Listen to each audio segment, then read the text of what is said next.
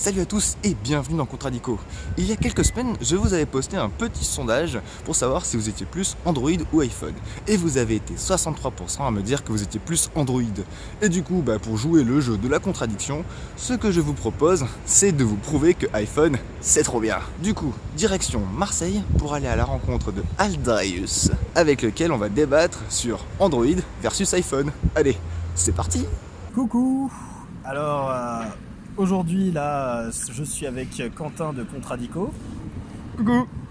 Et nous sommes actuellement à Marseille dans le Vieux-Port pour parler de high-tech. Vous savez qu'il y a eu dernièrement Apple avec la polémique sur les batteries qui diminuait les performances des iPhones plus anciens. C'est ça, et donc en fait là ça remet un peu la problématique de l'obsolescence programmée qui finalement a été une véritable catastrophe, et donc ça va être quand même difficile de vanter les mérites de Apple, même si ça va être mon rôle aujourd'hui, de vous vendre le fait qu'Apple ça reste trop bien. Et moi je vais défendre Android. Alors déjà, un des avantages majeurs de Apple et surtout des iPhones en général, c'est que leur business model n'est pas la revente de données personnelles, contrairement à Google. Contrairement à Google qui eux en fait vous avez plus de vie privée à partir du moment où vous avez un Android. C'est ça. Donc on va pas dire que Apple en général ne va pas revendre les données. En revanche, vu que c'est pas leur business model à la base, leur but pour eux c'est qu'on consomme le maximum de produits Apple, qu'on achète le chargeur Apple, qu'on achète le MacBook Pro, des choses comme ça. Et qu'on reste surtout dans l'environnement Apple. Et c'est ça qui est très important. Du coup, la sécurité des données, notamment avec le Face ID de l'iPhone X, tout ça c'est stocké notamment au sein même de l'iPhone et non pas sur un cloud dans des serveurs de la firme de Cupertino. Exactement, voilà, donc ça c'est un des premiers avantages de l'iPhone. Alors ensuite, un deuxième avantage de l'iPhone, c'est surtout la qualité de l'optique.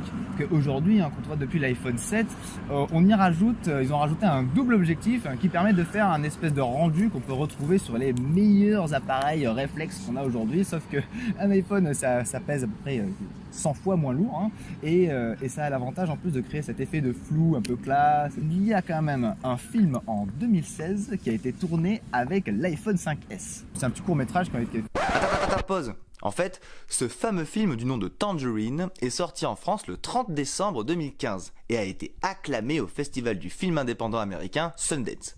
Allez, on reprend. Il y a même des publicités iPhone qui sont tournées à l'iPhone.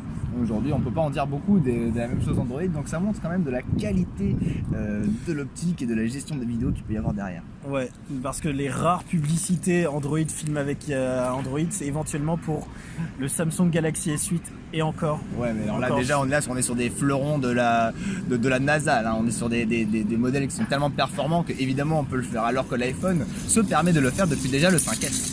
Ouais, le 5S qui avait quand même un bel écran, un bel appareil photo. Alors ensuite, le point numéro 3 est que le hardware est fabriqué avec le software. Ils ne fabriquent pas exactement eux-mêmes le hardware, mais ils ont des cahiers des charges extrêmement stricts que les constructeurs doivent suivre, sinon évidemment ils ne peuvent pas construire pour la marque à la pomme. Et surtout, l'avantage, c'est qu'ils ont une maîtrise du hardware, du software, et ils peuvent optimiser le tout et rendre le tout extrêmement cohérent. Genre, on n'a pas l'impression de sortir d'environnement entre le MacBook, l'iPhone, l'iPad. Exactement. iPhone, il y a peu de produits, donc des composants maîtrisés de A à Z, et donc derrière un système qui est ultra optimisé. C'est donc même pour ça qu'ils sont capables de contrôler l'obsolescence de leur téléphone.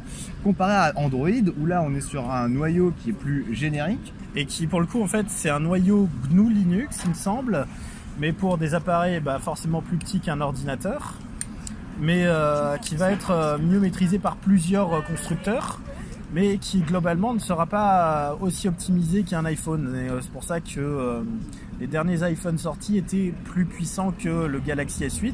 Pourtant le Galaxy S8 avait un processeur octa-core et non pas un hexacore. Tout ça c'est l'optimisation. Exactement. Alors ensuite, maintenant on va passer au quatrième avantage de l'iPhone, car oui, il y a beaucoup d'avantages au niveau des iPhones. C'est hyper facile à utiliser, c'est vraiment le retour un peu de tous les gens qui utilisent l'iPhone. C'est quand même un truc lambda, c'est que c'est très facile. Simple, voilà. N'importe qui, un enfant peut très bien se servir de la tablette pour regarder des vidéos sur YouTube, pour aller jouer à des jeux, que ce soit la tablette ou l'iPhone. Puis après, il peut aller directement prendre une photo, une vidéo s'il en a envie. Et c'est aussi le côté pratique, c'est que c'est un peu eux qui ont démocratisé le fait d'avoir un appareil tout en un. Tu peux faire des vidéos, des photos, aller sur internet, jouer tout simplement. Il y a aussi quelques contraintes évidemment, j'en parlerai quand on parlera d'Android. Ouais. Mais globalement tout est satisfaisant, ce qui est maîtrisé est complètement maîtrisé, facile d'utilisation. Et en fait on se rend compte aussi que les produits Apple, la plupart des gens qui vont aimer, alors là on va généraliser aussi quand on va parler du MacBook Pro ou quand on va parler justement de l'iPad ou même de l'iPhone, c'est qu'on n'a pas besoin d'être une bête en informatique pour aller comprendre. C'est-à-dire que c'est du plug and play, c'est-à-dire je télécharge mon application, elle fonctionne. Alors que c'est vrai, avec Android, des fois il peut y avoir besoin de savoir utiliser un ordinateur parce que c'est un peu structuré comme un ordinateur, il y a la gestion des fichiers, des choses comme ça. Avec Apple c'est tout simple, mais c'est peut-être des fois trop simple. Ouais, c'est peut-être des fois trop simple. Du coup, on peut parler aussi de la sécurité, en dernier point. Exactement. La sécurité, c'est que tout simplement, vous ne pouvez pas télécharger d'application de l'iPhone en dehors de l'App Store. Alors sauf si vous trichez. Voilà, mais donc si tu sors des conditions d'utilisation de l'iPhone, derrière tu peux ce qu'ils appellent le jailbreaker, c'est ça hein? Ouais, jailbreak. Donc là tu peux le jailbreaker et là tu peux installer un peu tout ce que tu veux d'illégal et donc forcément tu ouvres la porte à des piratages, des choses comme ça. Mais de base, si tu respectes les règles, iPhone c'est ultra sécure. Et surtout tu perds la garantie si tu jailbreak. Ouais. Du coup, voilà, le téléphone à 1200 boules, si tu le jailbreak et que tu le fais tomber genre un jour après, c'est un peu les boules. Hein. Ouais, enfin en plus, si tu le fais tomber, tu vas te faire voir en général. C'est plutôt s'il a un dysfonctionnement. Ouais, dysfonctionnant, ouais, tu vas te faire voir de toute manière. Dans tous les cas.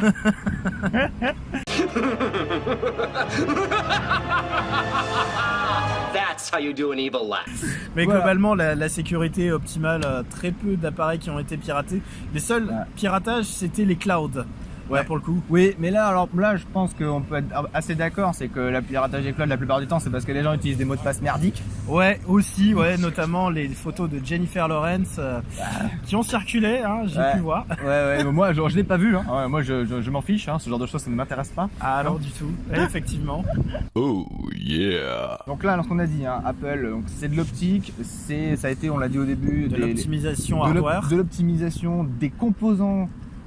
Connu par cœur, donc le système d'exploitation qui va avec lui aussi est optimisé, donc on a le meilleur couple entre hardware, software, voilà. Utilisation, quelque chose d'agréable, fluide. Voilà. Ensuite on l'a dit, facile d'utilisation, performant, etc. Et ils connaissent tellement bien leurs produits qu'ils peuvent programmer la mort de leur batterie. Ouais. Ils savent d'avance à quel point leur batterie peut mourir. Voilà, est-ce que c'est de l'obsolescence programmée ?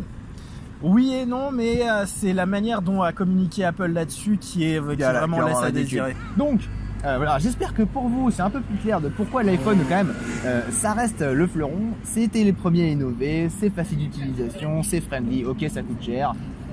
Mais ça a quand même ses avantages, il ne faut pas les nier. Et donc, maintenant, si tu as vu cette vidéo, tu peux donc aller voir tout de suite sur la chaîne de Alderius. Tu peux tout de suite aller voir sur sa chaîne et cette fois, on va aller parler d'Android. Allez, ciao, à tout de suite.